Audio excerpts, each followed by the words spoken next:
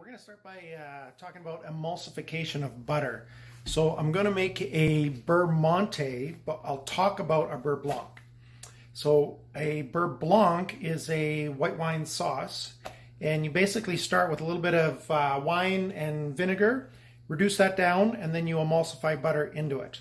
I'm going to do the same technique instead of using, I have nowhere to use the Beurre Blanc, so I'm just going to do Beurre Monte. It's the same technique, except I'm just going to mount it into water instead of wine and vinegar.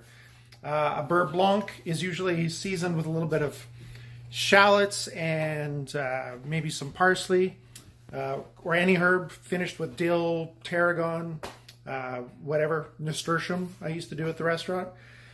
But a Beurre Monte is just the emulsified butter, and you could use that to toss over vegetables, or you could you could poach a lobster in it. It's basically just warm emulsified butter. Now the trick is we've got butter here, and the butter is cold, and it is currently emulsified. So what we're going to try to do is warm this up. As you know, as soon as you melt butter, it separates into fat and basically water with some milk solids in it. And there's just a couple of tricks to get it warm without it separating. So I will just talk you through that. I'm gonna just mount the phone on my little... Okay, now I've got a warm pan and I've got butter that's at room temperature. And a lot of books and a lot of chefs will say that the butter has to be fridge cold, but I actually prefer to do it when it's room temperature, because then I need less flame under the pan to get it hot. And the more flame you have, the more risk you have of breaking it, I think. So I like room temperature. It really depends on your room though. If your room is quite hot and your butter is starting to melt just sitting in the ambient temperature, then it's better to keep it a little bit cooler. Either way, it's going to work just fine. So imagine we've got a reduction of wine and vinegar with some shallots. But for our demonstration, I'm just going to use a little splash of water. I'm going to turn the heat up until it comes to a simmer. And we need like a tablespoon. I'm going to see if I can bring you a little closer. Now, two things have to happen. Number one, this has to be reduced down to about a tablespoon. And then we're going to whisk in the butter. Actually, there's two rules you should avoid. That's probably an easier way to understand it.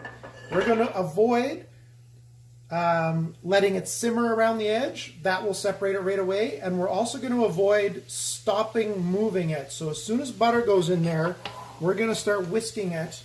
And we have to keep it moving the whole time. So I've got down to about a tablespoon. I'm going to go to low heat.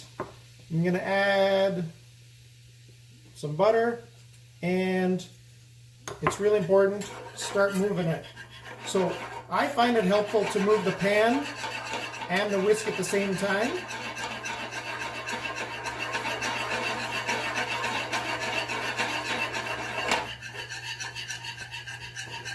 Just gonna use my fingers.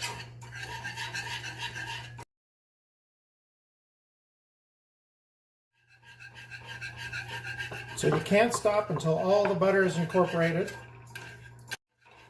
Okay, I'm going to shut the heat off.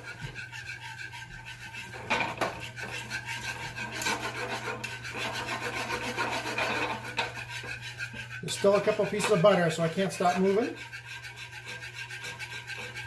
Now, when we're done, it should be thick. If it's not thick, then it didn't emulsify correctly. All right, so voila. For a Beurre Blanc, you add enough butter until it's balanced. So basically it's a butter sauce seasoned with wine and vinegar.